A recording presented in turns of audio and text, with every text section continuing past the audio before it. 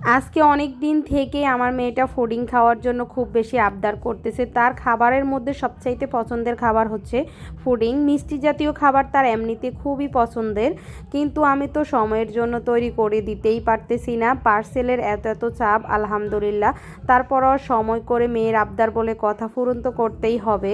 আসসালামু আলাইকুম এভরিওয়ান, কেমন আছেন সবাই? আশা করি অনেক বেশি ভালো আছেন।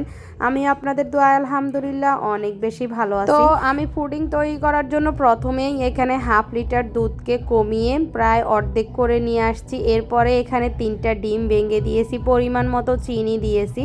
এরপরে পুডিংয়ের জন্য ক্যারামেল তৈরি করে নিলাম। পুডিং তৈরি করতে হলে এই জিনিসটা সবসময় মাথায় রাখবেন। এখানে যেহেতু আমরা কাঁচা ডিম ব্যবহার করি, তো ডিমের স্মেলটা যাতে না হয় এই কারণে এখানে এক টুকরো লেবু চিবিয়ে দিবেন। বিশেষ করে আমিও আগে এই টেকনিকটা জানতাম না, তবে আমি আগে ফুডিং তৈরি করলে ডিমের স্মেলটা বাজেভাবে লাগতো। এরপরে আমি একটা আপুর ভিডিও দেখে এই জিনিসটা শিখে নিলাম। আসলে আমরা কিন্তু একজন থেকে আরেকজন শিখেই তারপরে একটা কাজ সম্পূর্ণ করতে পারি। শিখার কোনো বয়স নাই এবং শিখার কোনো লজ্জাও নাই। পুডিং খেতে কার কাছে কেমন লাগে জানি না, তবে আমার কাছেও খুব বেশি ভালো লাগে, যেমন বাচ্চাদের কাছে তো আরও বেশি ভালো লাগে। তবে আমি এখানে গুঁড়ো দুধ অ্যাড করব, কারণ পুডিংটা একটু সুস্বাদু এবং গাঢ় হতে হলে এখানে গুঁড়ো দুধ অ্যাড করবেন। যেহেতু পুডিং তৈরি করলে এটা যদি পাতলা হয় তাহলে ভেঙে যায়। তো আমার সব প্রসেসিং শেষ, এখন আমি পুডিংটা দিয়ে দিব চুলার মধ্যে। মাশাল্লাহ দুধ দেওয়ার পরে বুঝতে পারলাম পুডিংটা মাশাল্লাহ অনেক বেশি বড় হবে। জানি না আদৌ পুডিংটা ঠিকঠাক মতো হবে কি না, তবে লাস্ট পর্যন্ত দেখলেই বুঝতে পারবেন পুডিংটা কেমন হয়েছে।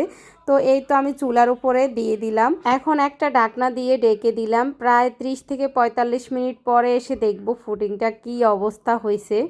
এই তো প্রায় 30 থেকে 45 মিনিট পরে এসে দেখি পুডিংটা মাশাল্লাহ খুব ভালোভাবে হয়ে গেছে এবং দুধগুলো খুব ভালোভাবে জমে গেছে। আমি তো খুব ভয় পেয়ে গেছি পুডিংটা একটু বড় সাইজের হওয়াতে ঠিকঠাক মতো হবে কি না, না ভেঙে যাবে। তো যাই হোক, একটু পরে দেখলেই বুঝতে পারবেন এটা কি পারফেক্টভাবে ঢালা হয়েছে কি না। খুব ভয়ে ভয়ে আমি ডালছি। মাশাল্লাহ মাশাল্লাহ এত সুন্দরভাবে হয়েছে, আমি তো ভাবতেই পারিনি এত ভালোভাবে হবে।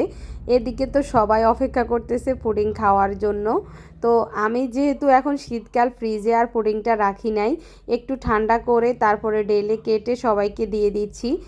দেখতে যেমন সুন্দর হয়েছে, খেতেও খুবই মজা হয়েছে। আপনাদের বাসায়ও কি আমাদের বাসার মতো এরকম পুডিং পছন্দ করেন কিনা অবশ্যই কমেন্টে জানাবেন। তো যাই হোক, সব খাবার দাবার শেষ করে পার্সেল প্যাকেজিং করতে বসে গেলাম। আজকে আমাদের এত পার্সেল অর্ডার হয়েছে আলহামদুলিল্লাহ। ডিসকাউন্ট দেওয়ার পর আপুরা আমার এত রিপিট কাস্টমাররা বিশেষ করে অর্ডার করতেছে। এই যে এখানে একটা আপু 2650 টাকার ফুল প্যাকেজটা নিয়ে যায়। আপুর পিসিএসের প্রবলেম, পিরিয়ড ক্লিয়ার হচ্ছে না, আবার বেবি নিতে চাচ্ছে, তাই আপু আমাদের ফুল প্যাকেজটা নেয়। পিসিএসটি, ফার্টিলিটি, ওভুলেশন টেস্ট কিট, যার যেটা প্রয়োজন সবাই কিন্তু এখন ডিসকাউন্ট প্রাইজে পেয়ে যাবেন। আমাদের এবারে শিপিং চার্জ কমিয়ে থাকার কারণে আমিও আপুদেরকে ডিসকাউন্ট প্রাইজে দিতে পারতেছি। তো এখানে আরেকটা আপু একটা বড় কম্বো অর্ডার করছে। আপু ফার্টিলিটি টি নিয়েছে, সাথে ওভুলেশন টেস্ট কিট 10 পিস নিয়েছে, সাথে ওজন কমানোর প্রোডাক্ট নিয়েছে। আপুর ওজন অতিরিক্ত বেশি আর ওভুলেশন হচ্ছে না। তো এভাবে অনেক আপুরা এরকম আমাদের কাছ থেকে কম্বো প্যাকেজ হিসাবে নিয়ে নেয়। কম্বো প্যাকেজ নিলে তো ডেলিভারি চার্জও ফ্রি পাচ্ছেন। তো আজকের ভিডিওটা এই পর্যন্তই। ভালো থাকবেন সবাই, সুস্থ থাকবেন। নেক্সট ভিডিও আসা পর্যন্ত অপেক্ষা করবেন। আল্লাহ হাফেজ।